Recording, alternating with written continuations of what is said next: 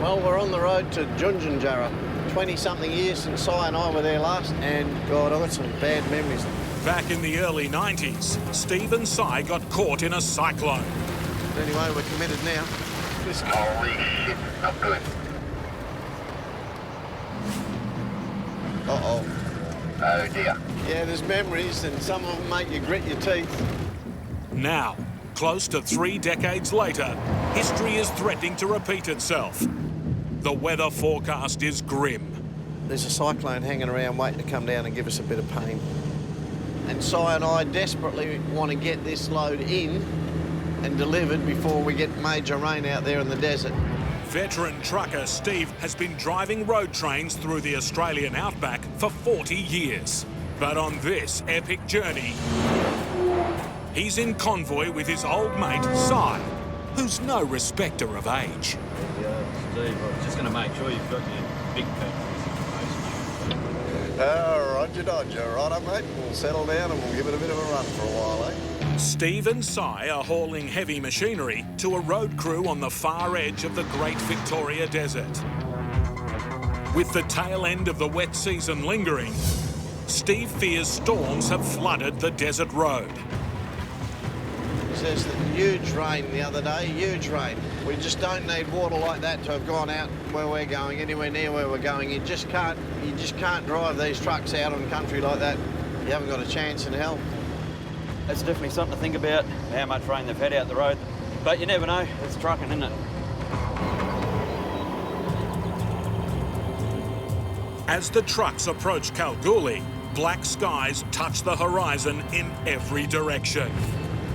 Last time the sky was like this, and there were cyclones around and thunderstorms, and we were out there for weeks, Bogged. It could be a bad sign. We've got 62 wheels hanging off the end of the steering wheel, 100 tonne, 53 metres long. Looks like we've got us a road train. We're ready to go outback trucking. The convoy's also gained another truck. That cyclone's been a big worry. It's off Karratha now. We'll cross the coast somewhere today. Within 2 days, we'll have rain out here somewhere, probably. So we will get moving to try and get in front of it. Come on. Stay up the road, stay.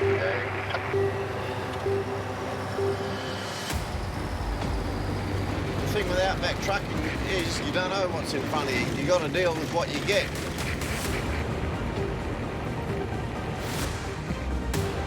This is the end of the bitumen coming up here, I think. Well, here we go. Back on those little things we know and don't love. A few corrugations coming through here. The road's rough, but bone dry. So far, touch wood, it's been a lovely day at the office. Road's good so far anyway. Yeah, unreal. It's not going to get any better. Further up the road, ominous signs of what could lie ahead.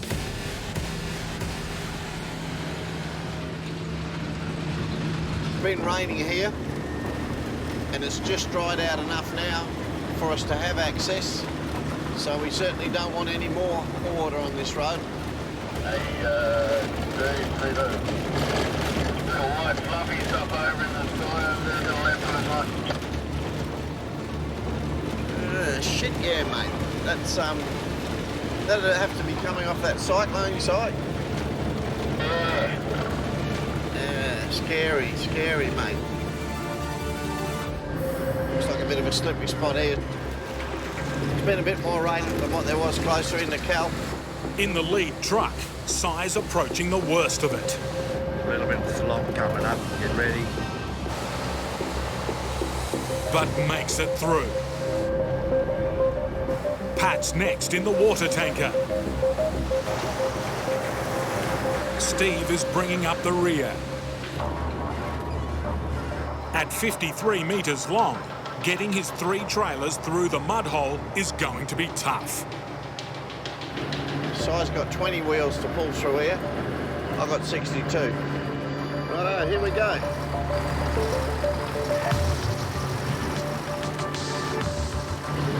We've got a bit of wheel spin there. She's not enjoying it. But once I get my drive through, which I have now, I'm feeling good about it. The massive road train passes its first mud test. I was worried about my pacemakers back there, but then I realised that I was going uphill. Are you trying to kind of I think that the pacemaker's doing a good job. Oh, you're on it, mate. Because I'm breaking the air for you, mate. Just getting sucked along by my power. Size engine is a little bit more modern than mine, and puts out more torque. But I would like to point out, he's got tiny little wheels there that are ready to give him an awful lot of trouble. So there's a little bit of to and fro going on here.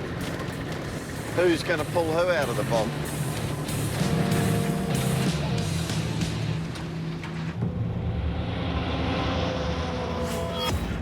So far, so good.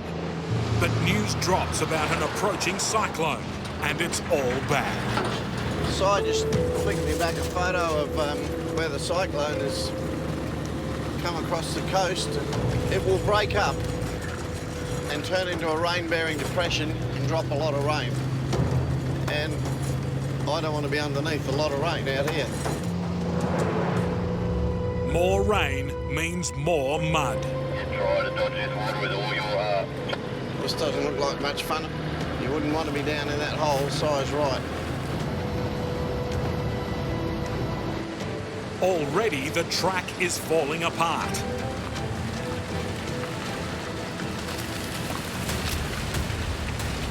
Sorry, old truck, but you're going to take out a bit of scrub. I hope we don't get any punctures out here. I don't want to do it to you. Yeah, we're good, son. It's always good to get through a puddle, but just looking at what's in front of us, this Holy shit, not good. Uh-oh. Oh dear. Up ahead, Si's worst nightmare. His fully loaded truck is bogged. This doesn't look like much fun. We'll get there, mate, eventually, I think, I hope. As Steve predicted, the small wheels on Si's trailer have come to grief in the mud. Si's call for help is answered by Al Marks, a contractor who's also headed to Junjunjara. It's going to be fun all the way. What do you want to come and play with us for? You should have gone to town with the others, mate. I could have been on the piss now. Go forward a bit, bro.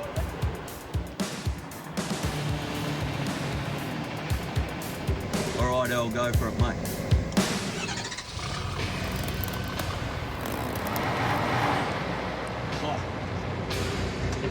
Come back a bit, El.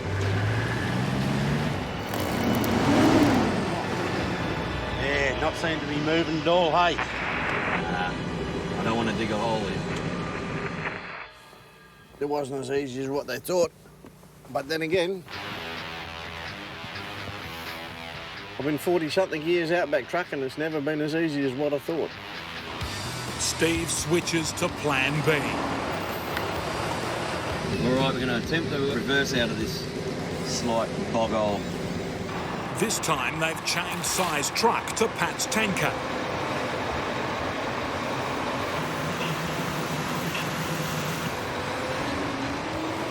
The extra muscle soon has Si back on dry ground. Well, that went very easy. One problem solved, but the convoy's still on the wrong side of the mud. The Brains Trust needs a new plan of attack. We're going to try and run me through first because I'll put the deepest ruts in it. I'm the heaviest, but also because if I do it right, my back trailers will still be pushing me when I'm on the slippery stuff. It's risky. Get it wrong, and Steve's road train will be a 100-ton roadblock. Hey, here we go, we're into it. Trailer's pushing me nicely.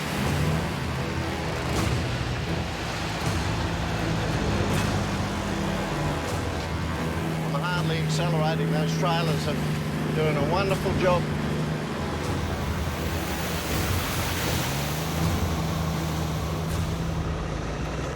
Right, mate, I'll watch you in my mirror.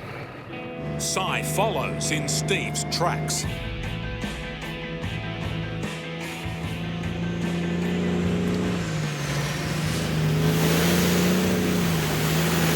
It's second time lucky for size low loader. No worries, mate. You good, eh?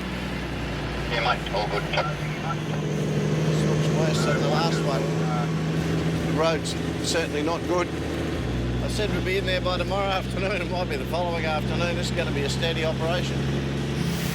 If the equipment the trucks are carrying arrives late, it'll prevent a whole road crew from working. It'll be what it'll be, but by Jesus, we don't want any rain tonight. With all three rigs safely across, the truckers need to find the bush track that will lead them out to the remote community. Yeah, they're showing us this one here. Yeah. One wrong turn, and they're in a world of pain. Triple road train out here wandering around on these little tracks. You don't want to have to turn around. Turning around out here can be half a day's job. There wasn't a turn to the right here, was there? I looked at that, but I doubt it. That other track wasn't used at all. This one's still being used, so... Yeah, you're right. It's either it's only a grid line or something. Yeah. Their only clue is an old dog fence. They need to find it soon to confirm they're headed in the right direction. You often, when you're out here in the desert, and these tracks go on and on and on, you start to wonder if you haven't taken a wrong turn. And there is one rule of thumb I've always gone by, and that is keep going till you're sure. Till you find something you absolutely know can set you right or wrong. After 2 hours heading dead straight, the track begins to bend. About time we turned east. Yeah, it made me feel a bit better inside. We've just turned east, which is reassuring. We needed to be going a bit more east. And the side just tells me he's come into the dog fence, the vermin-proof fence, and that's where we should be. We're on the right track, we're on the right road. 500 kilometres of bone-crushing corrugations and truck-destroying washouts lie ahead. Like this little mongrel here, you break your truck, you break your load, you break chains. If you want to be impatient, don't be out here. We're idling along here about 8 kilometres an hour, a bit over walking speed. It's all we can do.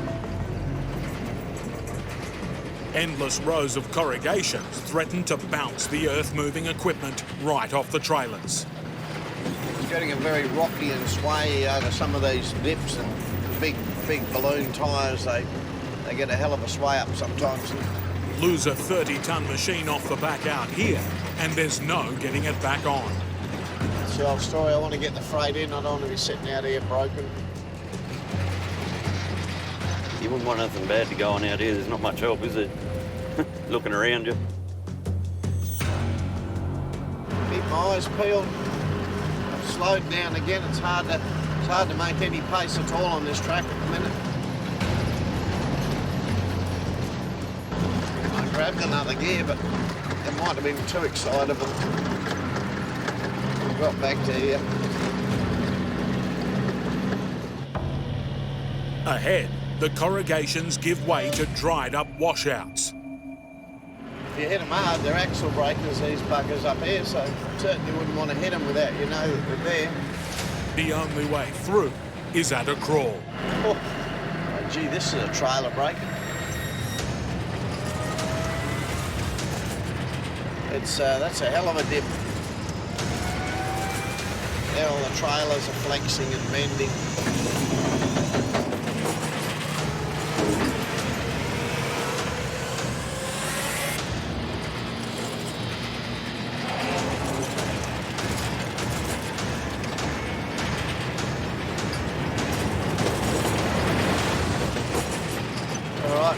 That's it.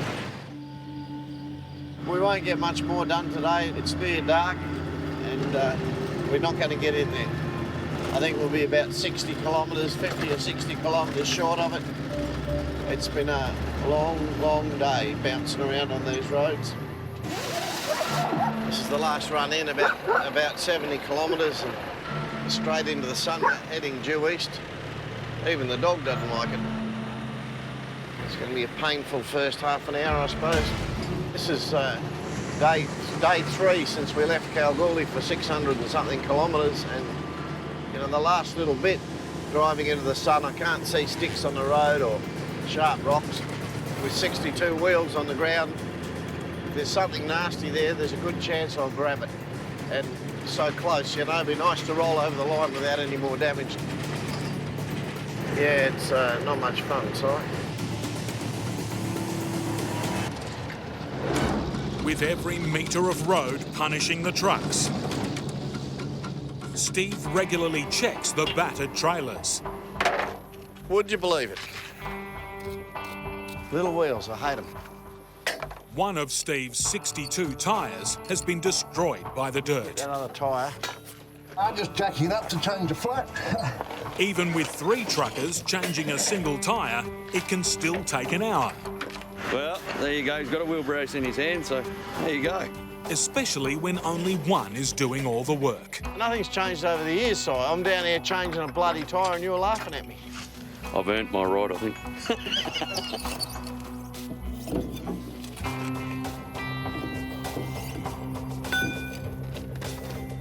It's good having friends to help.